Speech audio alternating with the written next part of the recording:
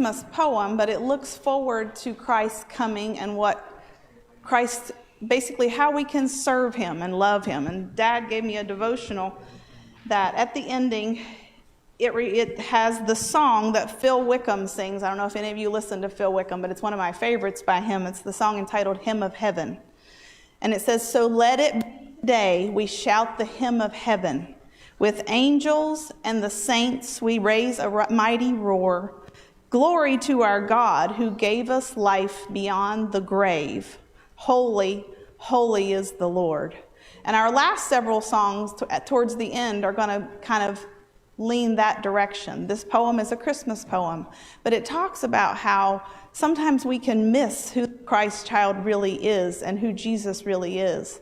When we get so caught up in being busy and being astir, then we don't realize that we're doing what Jesus said, "When you've done it unto one of the least of these, you've done it unto me." It happened one day near December's end.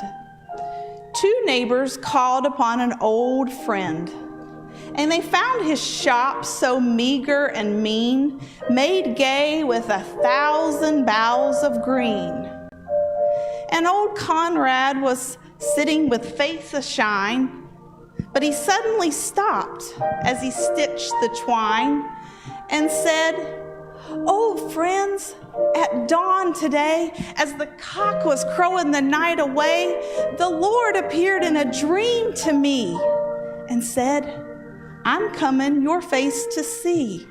So I've been busy with feet astir, a-strewing my shop with branches of fir. The table is set, and the kettle is shined, and over the mantle the holly is twined. And so I'll listen, so I can hear his step as he nears my humble place. And I'll open the door and look on his face." So his friends went home and left Conrad alone, for this was the happiest day he had known.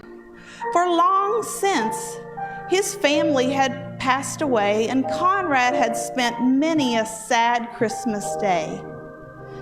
But now he knew with joy in his heart that he could wait and listen for his Lord to take part. He knew with the Lord as his Christmas guest, this Christmas would be his dearest and best. So he ran to the window after hearing a sound, but all he could see on the snow-covered ground was a shabby beggar whose shoes were torn and all of his clothes were ragged and worn.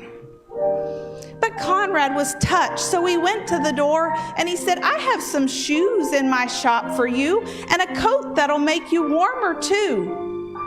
So with a glad heart, the man went away.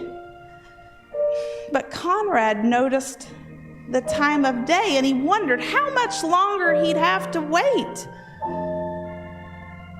So he heard another knock and he ran to the door, but it was only a stranger once more, a bent old lady with a shawl of black, a bundle of kindling tied to her back. She asked only for a place to rest, but that was reserved for Conrad's great guest. But her voice seemed to plead, "Don't send me away. Let me rest for a while on Christmas Day." So Conrad brewed her a steaming cup and bade her come to the table and sup. But when she had left, he was filled with dismay, for he saw that the hours were passing away and the Lord had not come as he said he would. And Conrad thought sure he'd misunderstood. Then out in the village he heard a cry, "Please help me and tell me, where am I?" It was only a child who had wandered away and was lost from her family on Christmas. But Conrad knew he could make the girl glad. So he brought her in and dried her tears and quieted all her childish fears. and led her back to her home again. But when he entered his own dark door, he thought, the Lord was not coming today, for the hours of Christmas had all passed away. So he went to his room and he knelt down to pray, and he said, Lord, why did you delay?